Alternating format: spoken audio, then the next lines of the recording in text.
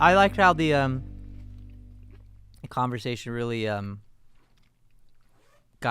hit that emotional moment when talking about him as a father. Yeah.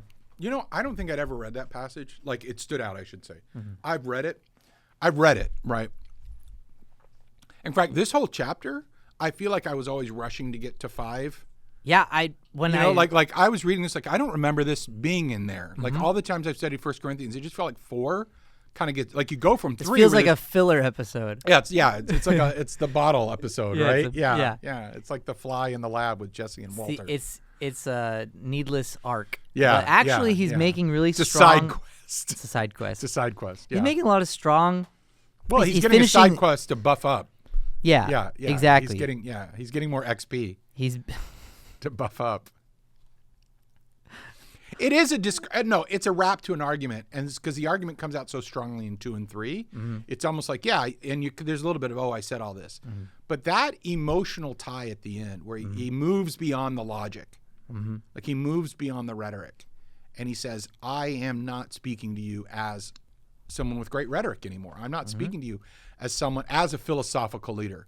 And in some ways, I think he's saying this is not how the other people would talk to you, because they are just guides.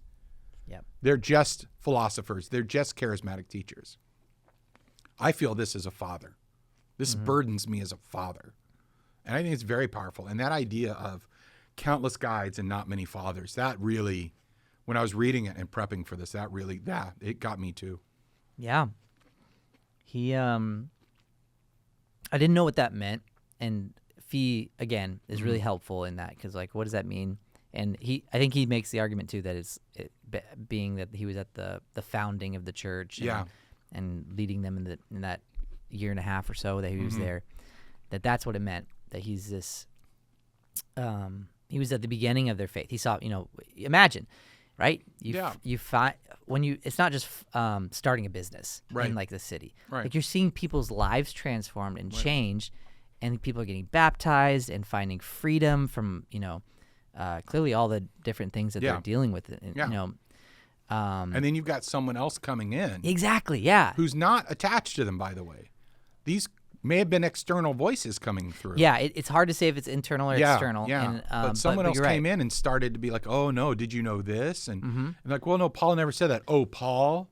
Yeah. Paul's boring. Paul's dumb. Paul's the worst. That homeless guy that came That's through? how super apostles talk. Yeah. Paul's the worst. Yeah, if Paul comes off snarky in the previous, couple paragraphs, it's because he's freaking mad. He's a beast, man. He's mad that he's mad. He's doing this in love, obviously, but he's mad that there's these detractors that are pulling, not for his defense, but for the defense of Christ.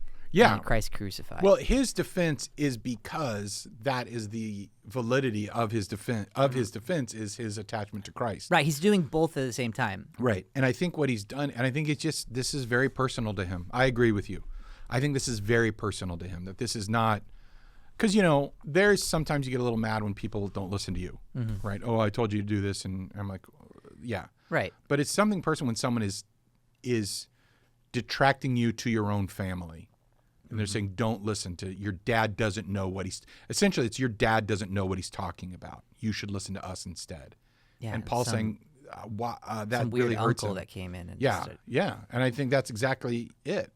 And so it is very, very emotional. And then the arrogance. He says, some are arrogant as though I were not coming to you. And then he brings that back up in 5:3, where he says, and you're arrogant about this weird thing that's going on. So there's this smarmy smugness that does seem to attach with this other teaching. And he's going to go after it. And I love that bit, too, where he flipped on it. He's like, oh, you've got everything you need. Oh, you're rich. He goes, but when we're reviled, we bless. Yeah. And when we're persecuted, we endure. And when we're slandered, we entreat. Yeah, again,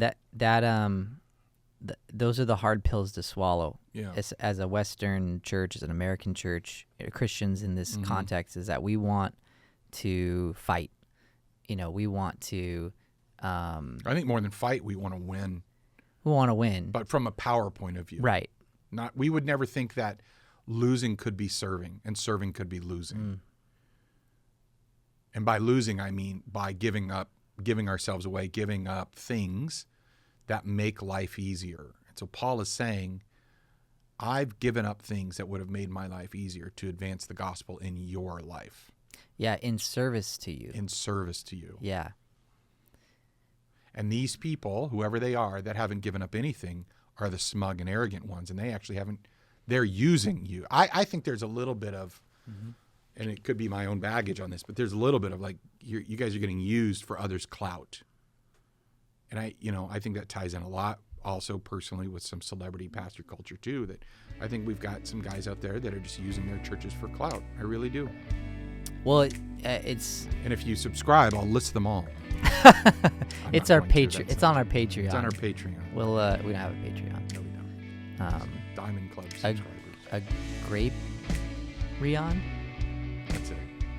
We're done.